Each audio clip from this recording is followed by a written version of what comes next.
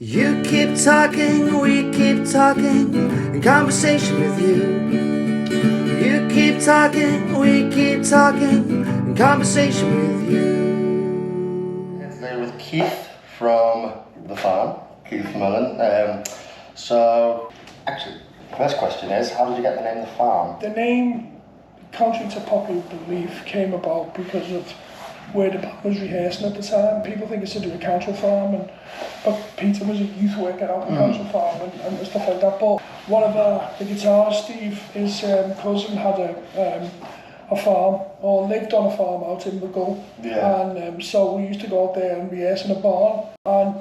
And basically the band used to, the thing was we're going to the farm to rehearse, and it kind of just stuck as a name. But the farm had been going 3 years before I joined. Oh, right. So okay. they lost their guitarist, and the guitarist left, and they were looking for guitarist, and Peter was looking for guitarist. I used to go to a lot of football matches, and they went to football. Peter went to football matches. Him being a Liverpool fan and me being an Everton fan, you know. So, but we all knew the same crowd of people, and so there was two people I knew called the Dunn brothers, who were from North End of Liverpool, who knew Peter from going to the match. And they just have to say, there's a lad round our way, he plays guitar and he looks the part, he'd be perfect for you. So what they meant by that is I look like someone that went to football matches that day. That's kind of, because that was the farm's look, you know. That was the first band that really looked like that. And so an interview was arranged, an audition was arranged, if you like, where they just came down to my house and asked, listened to me play, and went, okay, yeah, you want to come to the rehearsal, and here I am. What do you think makes a song memorable and lasting, like, altogether now? Well, that's kind of the question everyone's trying to answer, really, isn't it, when they're writing music? But in terms of altogether now, why it's probably lasted as long as it has is because I do believe the music is based on Pachelbel's canon anyway, which it kind of lasted for 200 years before we used it. So it's based on a classical piece of music anyway, but it's a good story. You know, if you think about the story and what the actual the song is about, which is largely about the incident in the First World War, where on Christmas Day the German army and the British army on the front, on the then front, stopped killing each other. And I mean, there'd been hours of contact that had preceded it, and they went out and met each other on Christmas Day, in the midst of a war, in complete deprivation, and ended up having a game of football. And back then when we were singing about that song, when Peter kind of wrote a poem around it and wrote the lyrics around it, it was a story that had not necessarily was widely known. It's widely known now. And Peter wrote those lyrics and thought it was a fantastic story in terms of represent kind of the premise and the thought that, you know, there's a spirit stronger than war sometimes, and that, you know, the reality is those men, if you like, that were on that front line. There was very little difference between them. The only really difference between them was the people that were sending them there, wanted them to be there. You know, it's not the generals that met in no man's land. It was the normally working class, normally ordinary people, normally the people that have to go out and die during the war, that met in no man's land to have a game of football. So they had more in common than the generals and the people that sent them there, and that's the sentiment of the song. So it's an anti-war song. It's uplifting, and there's a general sense of togetherness, and I think people like that. I mean, the amount of people that have emailed us or messages or spoken to us over the years and said, you know, that song means so much to me, or we've had it played at my wedding, or we had it played at a funeral. We've even had during the Iraq War or on various other wars in Afghanistan and all of that, like, you know, army squaddies messaging us saying this is our squadron song, and you're like, it's an anti-war song.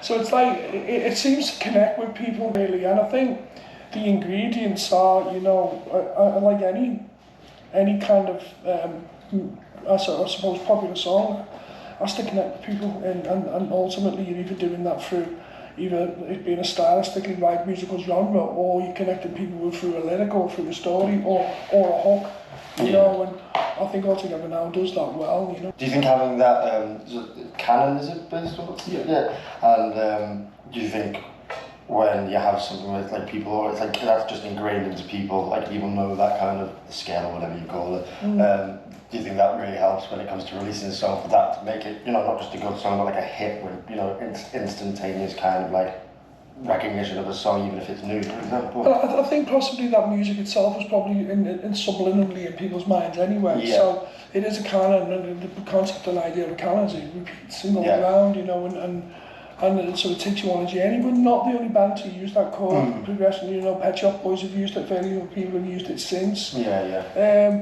And we're probably the first to kind of take a classical piece of music like that and use that particular chord progression in that way. But you know, Barry Manilow used to do it. You know, there's loads of artists that are evident where they'll take known classical pieces of music or known or already existing chord structures and kind of regurgitate them and put lyrics on them, you know. But it's, I think it's known, it's stood the test itself before we got our hands on it, and that is our version of it, you know, and it's still, you know, really goes down well, and it's always a moment when we play, and even after all these years, it's still a moment. I mean, if you asked me 30 odd years ago, would I think we'd still be performing on stage playing that now? I'd probably say no, you know, it's humbling in a way that, you know, people can still connect with it and people can still like it, you know. First we rehearsed it, and I mean, it was Steve that come in with the concept and the idea, and Peter already had the lyrics, and then we jammed through it and it became what it was. But when we kind of first were playing it we thought it sounded a little bit kind of tweak. You know, we were thinking it needs to toughen it up a bit. It was a little bit like, it wasn't dark in any way, you know. And so then we obviously, all of that then began to happen in the studio, because we worked with Suggs from Madness in the studio. We produced it. He produced it with Kevin Petrie, you know. So we kind of worked in the studio with Madness, and he was coming up with certain ideas. And it just then went in the direction it went in. But when we heard it finished, we were like, what have we got here? Because it was very different from the other music we were making at the time, even though it had all the same ingredients. It was quite different as a song, and it was definitely anthemic. We knew it was an anthem, but everyone was telling us at the time not to release it because it was Christmas. You read our plugger and press agents and all of these people at the time said, you don't want to release a record at Christmas because you're going to be competing with Cliff and Madonna. And we were like, well, that's what we want to compete with. Because we weren't on any record label, it was all our record label when we run it. And we were like, no, come and listen to it in the studio, that's what we want to compete with. And as soon as people arrived and played it to people, we were, no, you've got to release it. Where else do you record? Is that in Liverpool? Well, we're in the process of writing a new album, or we've nearly finished the new album, but we've been kind of in a release cycle now since like towards the end of last year. Well, we were going to just put 4 singles out back to back every 6 weeks, and that was the plan, and then move towards, you know, finishing the album. But it all changed after the first single because we got a Radio 2 playlist with that single, and we got playlisted on 39 different regional radio BBC stations, and the record just blew up last year from a radio point of view. And so we kind of, you know, we were going into the next release cycle and we were still getting hammered on radio, so we thought, let's calm down a bit, push the next record till after Christmas, and we actually changed the order of records. We've gone with Let the Music Take Control, which is out next week. And it's already getting airplay on Radio 2. So, you know, Joe Wiley's been playing it all this week, so we're pleased with that.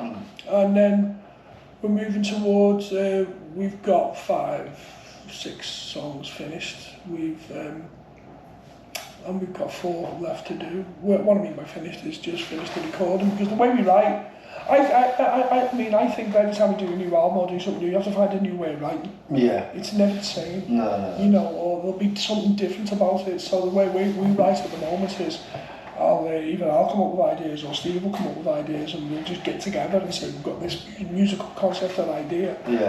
And we'll go to his house and we'll just jam in his house. And what I mean by jam is, he's got a little studio in a cupboard, Yeah. and I'll sit in the corridor with my guitar and do his keyboards and stuff, and we'll just work out ideas, get them into a shape, and then go with Peter, who's the singer, and the lyricist, and he'll come with his ideas, and then we'll just piece it together like that, then take it to the band, then go and demo it in the studio,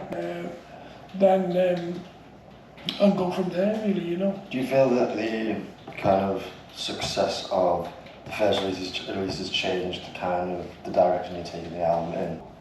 I think the musical direction we're going in almost has changed anyway. I mean, we don't want to repeat what's gone on in the past. There's no point in us doing that. I don't really want to sound like the Farm of 1990. You know, that was the Farm of 1990. We can't really sound that. So what's influencing what we're writing right now is all those things that we love and like. And that can be anything really. That can be, you know, Barry White. Do you know what I mean? That can be, you know, we listened to the most recent song, you know, Feel the Love. You know, me and Steve were listening to hip hop at the time. We listened to all kinds of different tunes, and we were just trying stuff out. And we were definitely thinking about, you know, Barry White style strings on that the Love Unlimited Orchestra. You know, that was definitely in our minds, you know, as well as Kendrick Lamar, you know, and various other things. And that's why that sounds the way it does, because they're the things that we like, and we don't necessarily want to be writing music for how other people should think we should sound. So as long as Peter's voice on it, and it's us playing it, and it's been written by us, it's the Farm. Yeah. When do you think the album will come out then? We're looking towards October this year. So we've got last single this month, we might have 2 more before we put it out. Yeah. And then, you know, this one's going quite well, you know, and so we'll see so it should be towards the end of the year. What's your best advice of managing relationships within the band or managers? Within the band? Yeah. You kind of learn to, you've got to learn to tolerate each other's failings. You know, none of us are perfect. You've got to learn to understand your own ego. If you want a band to survive, you've got to understand your own egos, and you've got to accept that you all have them. And you've got to learn. It's like a family. You've got to learn to accept your fellow members for the things that you like, but also the things that you might not like. You know, we've all got kind of failings. You know, and I think that's the key to longevity, really. It goes wrong when people's egos get a bit out of control, and people have significant differences of opinion and are unable to move. You know, whereas we've always just gotten on. You know, we have our moments where we don't necessarily always agree with each other, but we never let that boil over into anything other than that. And I think that's kind of what makes us. I mean, I've been in a band longer than you've been alive. Yeah, I have. Do you know what I mean? And that's weird. Yeah. And that's weird. So that's it's a long time. What do you think's most special about the Liverpool music scene? Now or historic or both? Do you think? Okay. I just think it's a really strange cultural mix here, isn't it? You know, we've always been an immigrant city. We've always been absorbing things from across the world, you know, the lyrical. I mean, I think that's had a significant impact upon music through the ages here, you know. So Liverpool people and the music scene here is not just kind of emerging from the city itself, it's about what the city has taken from elsewhere as well, you know. I mean, if you think about some of the music scenes that have gone on in the city, I mean, before the Beatles were arriving at the Cavern, there was a country, or during that time, there was a country and western music scene here in the UK, Liverpool, which is huge. You know, the Cavern used to have 20,000 members of a jazz club. It was a jazz club, you couldn't play skiffle in there, you couldn't play rock and roll in there initially. It was kind of, you get told off for doing it. So there's always been a lots of different kind of cultural influences as a consequence of the city growing quite quickly over 100-year, 200-year period because of the Industrial Revolution, and for the fact that we're a port. The fact that a port, we're bringing music from all over the world into the city. So I think the city in itself then has absorbed that, and the people have absorbed that. And as a consequence, what you then regurgitate, if you like, or what comes out of you can can be interesting and quite different, you know. I mean, the people in the city definitely have character, you know, the music scene here definitely has character. And what I love about going out in this, you know, the music that you're going out, you can go out and see all kinds of different styles, all types of music, you know. I think Libba's had a significant impact upon that over the last 20 odd years, you know. Just saying there's a huge impact upon the emergence of the local industry and local live music industry, because wherever you go you'll find someone, you know, you'll find someone that's been through this university working in that particular area, you know, working in a venue or working a record label, or, you know, if you look at like the Centric Music or the likes of Ditto or all these local companies that are based locally, they've all got Libba students working in them, you know, and they've all got a mismatch of people from all over the world in some cases, you know. That's what I like about Liverpool, that's what I like about. What's a question that nobody asked but you'd like us to ask? What's a question that nobody asked but you'd like us to ask? Right, Christ. I'm unsure really, but, you know, feel free to ask whatever you want, you know. I mean, what questions would you like to ask? What questions would I like you to ask? Like, if for example, sometimes... Ask me how amazing I am. Yeah, basically, yeah. Well, I'm great, mate. How do you get so good looking? Yeah, basically, yeah. Keith, you're beautiful, thank you very much. Yeah. No, do you ever like leave an interview though, or a podcast or whatever, and go, I wish they'd have asked me that sort of thing? Ask me about my guitars. Oh yeah, what's your favourite guitar then? At the moment I've just bought a new Strat. Oh, yeah, it's a 60s copy. Yeah. You know, it's absolutely amazing, really love it. I've got like a lovely Hagstrom that I use a lot, which is, you know, they're fantastic guitars to be for quite some time, but they're not very well known, but I use that a lot live. You know, the Hagstrom is really kind of my workhorse really from my point of view. It's got an amazing whammy arm on it and you know, kind of does the job I need it to do, you know. Got a nice Gretsch as well. But I mean I'm very much like, you know, for me it's important. It's not just for me you kind of have to get a couple of things right if you want to sell music. Yeah. Or if you want to experience culture and experience music. So, you know, you have to, it's what it looks like, what it sounds like, and what's the story. They're the three things that you got to get right. Yeah. You know, and from our perspective, we've always been kind of into how it looks, you know, from a fashion point of view, even though it might not look like that looking at us. When we were starting out as a band, we were the only band that looked like that. There was no one that looked like that. You know, we brought sports gear to the world in that respect, and I don't say that lightly, that's true. You know, so in terms of what it looks like, I mean, to go back to the guitar thing, I bought a Gretsch, a silver speckled Gretsch, purely and simply because I love Gretsch, but it was silver speckled. Do you know what I mean? And it will look good with that particular outfit that I'm going to wear when I'm on stage, and that's why I bought it. So I'm going to buy it, and you know, and I'll bring it out for certain gigs when I'm wearing the right thing. And it might, to look at us or know us, you might think that we think like that, but as a band, we kind of do, you know. I mean, we do think about what things look like and what it looks like as a composition on stage. And I think that's really important for every artist. It really, really is, because you connect them with people that are like-minded, and you connect it in the kind of right way. So when you're walking on stage, you're not necessarily the person you are when you're off the stage. You're a different person. You take on a different character. You take on a slightly different persona, and it's normally an exaggerated part of yourself in some respects. You know, and you've got to be comfortable in that. So you have to be comfortable with what you wear.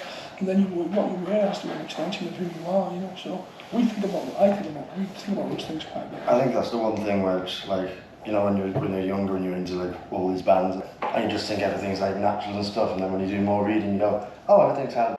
Do you know what I mean? Like, there's not. But I mean, you are your influences, aren't you? You do become some of the, you know, the things that you're, or a mishmash of the things that you're influenced by, things that you're inspired by. You know, so. That's kind of what you're expressing in a way, and visually and musically, you know. And it's important, you know, for people to be able to connect, you know. Yeah, thanks very much for. So thank you very much for listening. Thanks for having us. That's it. Sound podcast. That's Sound Podcast. That's Sound Podcast. That's Sound Podcast.